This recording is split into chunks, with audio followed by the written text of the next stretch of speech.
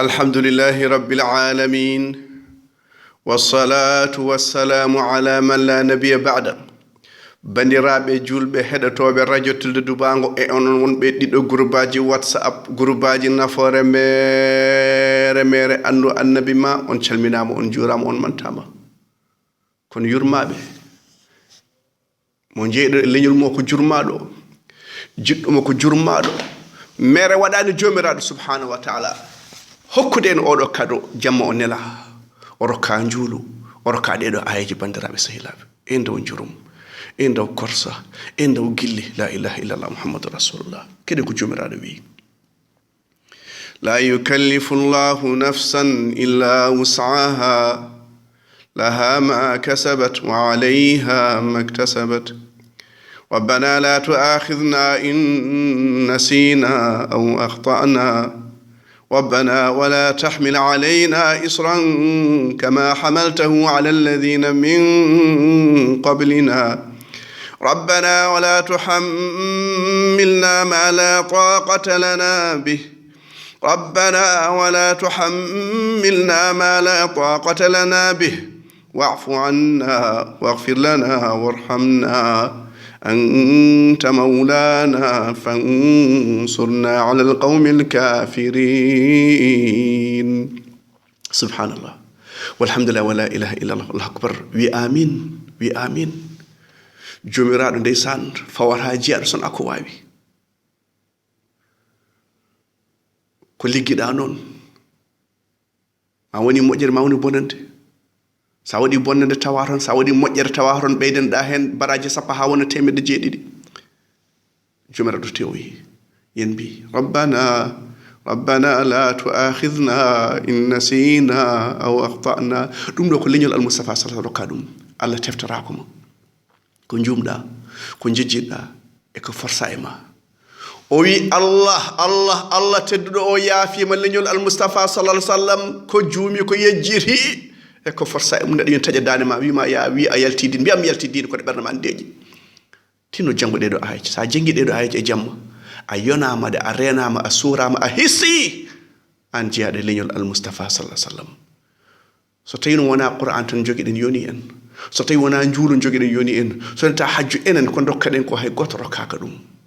non gari mbiyen alhamdulillah ni mi aljanna mbini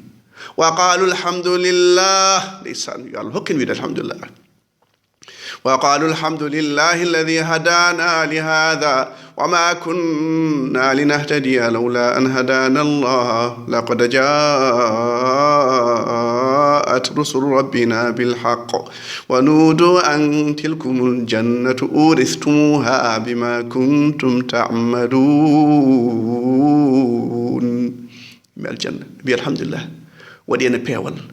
en pewatan sona Allah fewdi en ndeke annabaɓe kaali gonga almustafa haali gonga annaba fo kaali gonga haala Allah ko gonga qur'an makko gonga suratul mustafa ko gonga bandiraɓe sahilaɓe garen namtuɗen hen balleɗen dada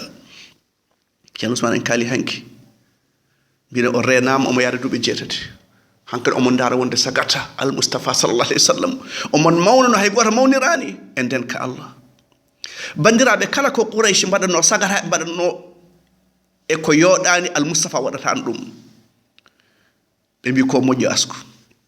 ko moƴƴo jikku ko tedduɗo ko dimo ko dokkowo ko jurmotoɗo ko jaforoɗo ko moƴƴuɗo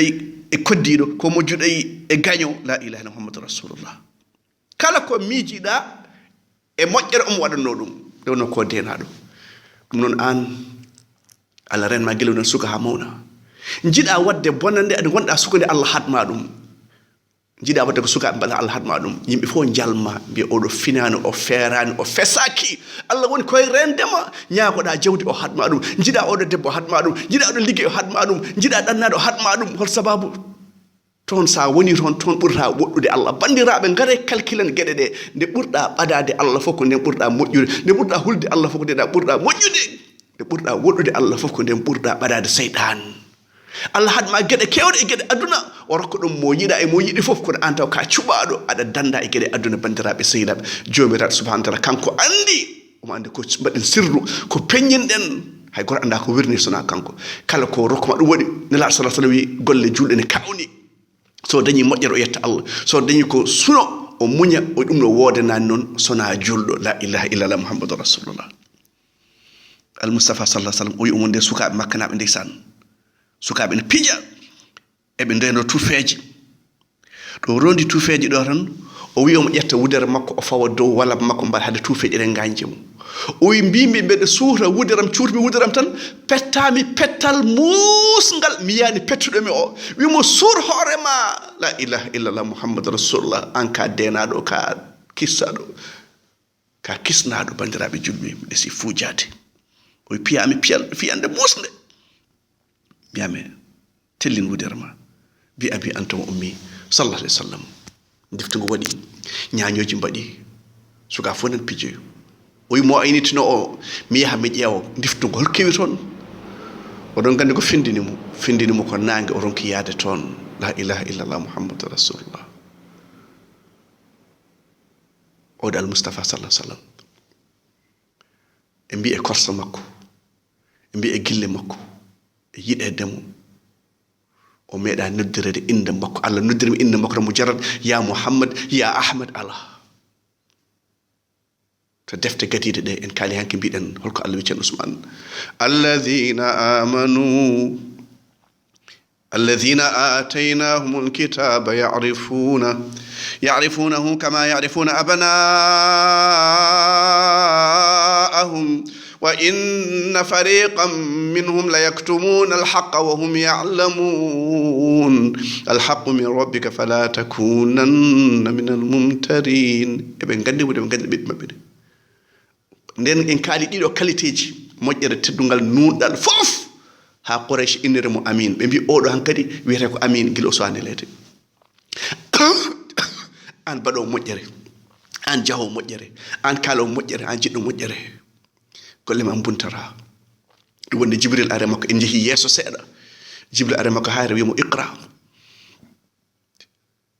wima ana bi qarimi wa jangude arte makko gongol omo yalti nga hayre o yi Jibril e sifa mum malayka ene jooɗi hakkunde leydi e asaman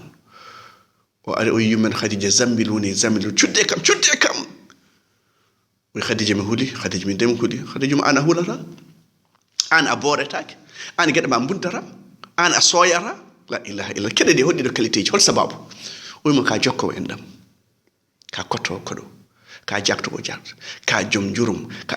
ɗiɗo qualité ji so wonema an baɗino mani hayso baɗo ceerno Ousmane ni saɗa waɗa ndeɗo moƴƴere Allah surma Allah renma taƴowo enɗam noon mo jokkani enɗam ñokkintoɗo noon la yadkhulul jannata nammam on ƴettoɗo haala o nawa ga haala o natta aljanna o fusta galleji wiya on ɗon fembata ko diine o taƴata ko enɗam bandiraɓe so wuuro fof taƴodiri so gaño ari nawa wuuro fof onon gandi gaño so nayi wuuro no waɗata heɓta rewɓe heɓta ɓiɓɓe heɓta yummiraɓe heɓta babiraɓe heɓta guese ɗum waɗi poɗɗen ko neɗɗo goto noon en mbawa wonde ɗum sona ndemen e Qur'an e sunna al Mustafa sallallahu alaihi wasallam sa woni diine yen a jalkit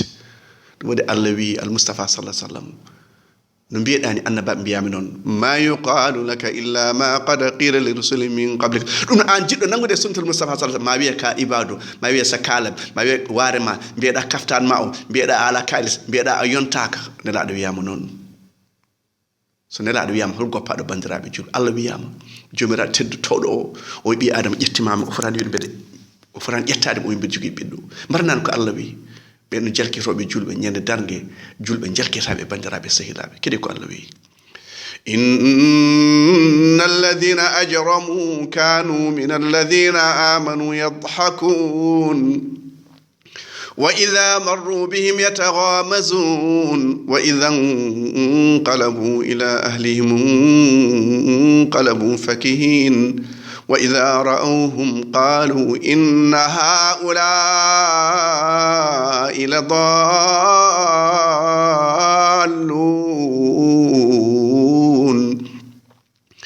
وما أرسلوا عليهم حافظين فاليوم الذين آمنوا من الكفار يضحكون على الأرائك ينظرون هل ثوب الكفار ما كانوا يفعلون لا إله إلا الله كحال الله إن ولي إن يبي إن تمي إن فيوي ɓen noon bandiji ɓen sandulimɓe so birtima julɓe gona e goɓodirde ɓe gona e ɓaƴodirde ƴeewi cumci mabɓe ƴeewi ñamde ɓe ngala galleji ɓe ngala suppu kanji ɓe ngala hors d'oeuvre ɓe ngala guerte ɓe ngala ɓe ngala ɓoccoɗe ɓe ngala palatuji joɗɗi ndeysan nde wona jomum mo wona julɗo walla mo toppirake juulu walla mo toppirake diine woƴa tan ndeysan ko plaisir ko reedu mum tan e affaire rewɓe ɗum tan haalata ndeysan o anda yidde Allah o anda yidde Allah o anda hersude Allah o anda julde o anda